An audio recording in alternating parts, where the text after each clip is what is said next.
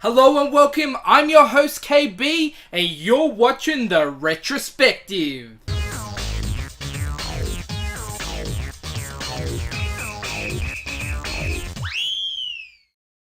Denver the Last Dinosaur first aired in 1988. It was produced by World Event Productions and was the quintessential 80s animated series.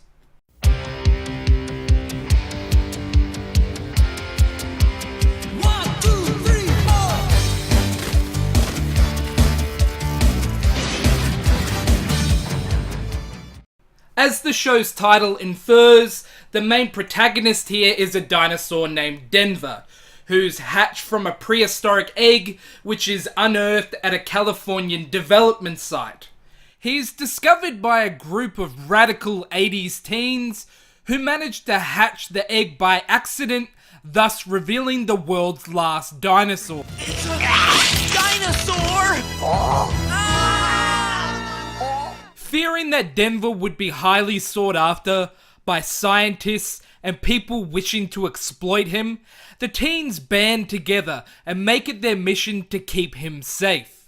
With Denver's childlike wonder and interest in his new surroundings, they also try and keep him out of trouble. At first, they aim to keep him hidden as much as possible, which is the main plot device to start off the series. But this is soon abandoned as Denver regularly joins them on their daily adventures. Turn,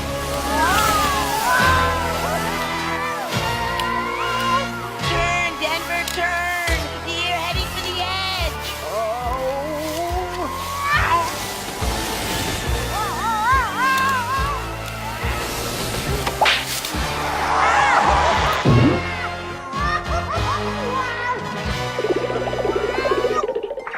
The group of teens consists of Wally, a geeky kid with a heart of gold, Shades, the cool guy of the group who always dons his signature sunglasses, Mario, the fun-loving but somewhat goofy one, and Jeremy, the smart one who acts as somewhat of a Donatello for the group, who ironically, along with Wally, is voiced by Adam Carl, who also voiced Donatello in the second live-action Ninja Turtle movie.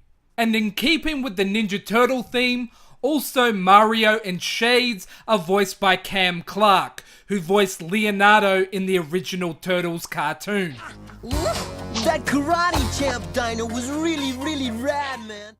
The characters here are all quite generic stereotypes, but are done in such an over-the-top, fun way that they're really enjoyable to watch. Also, the notable voice talent helps give all the characters a real distinct personality. And like the teens, Denver is a very fun and lovable character. He's also voiced by another alumni of the Ninja Turtles cartoon, Pat Fraley, who's famous for voicing Krang. The main antagonist for the show is Morton Fizback, a promoter and entrepreneur who witnesses the hatching of Denver. He's constantly thinking up unscrupulous plans to make money, oftentimes at Denver's expense. He's voiced by Brian Cummings, and for some odd reason, he kind of reminds me of Rodney Dangerfield. I don't know exactly what that thing is, but I smell dino dollars. The show looks great, featuring bright, colourful and smooth animation. The show also features a really rockin' soundtrack throughout, as well as one of the catchiest theme songs of the 80s.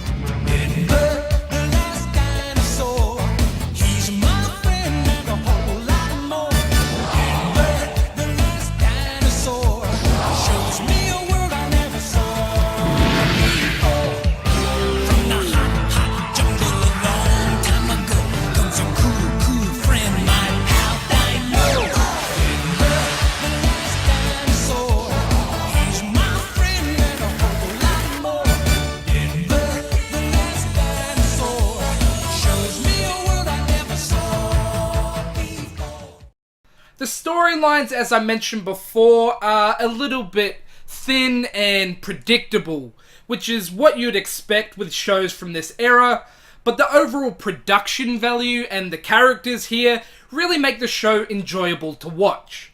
The show also featured some eco-friendly themes which were quite popular at the time and showcased in shows such as Captain Planet and the Planeteers, as well as Widget the World Watcher. This swamp grows more precious than anything man has ever created. And the more we know about it, the better we can protect it. That's why I'm here, to map it carefully. I see what you mean, Aunt Abby. Well, we're proud to help out. Oh yeah, help. A fun and unique aspect of the show was when Denver would use his magical egg fragment to share with his friends stories and information about his historic past. Now, how this magical egg fragment works, I don't know. But who really cares when you have a guitar-playing, skateboard-riding dinosaur in modern-day California? Overall, I think this is a really enjoyable series, even if it did only run for 2 seasons and only 50 episodes were produced.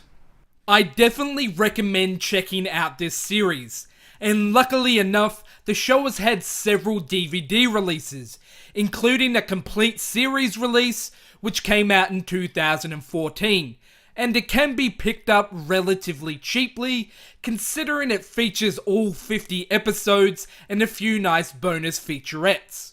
Denver the Last Dinosaur. He's my friend and a whole lot more. Denver the Last Dinosaur shows me a world I never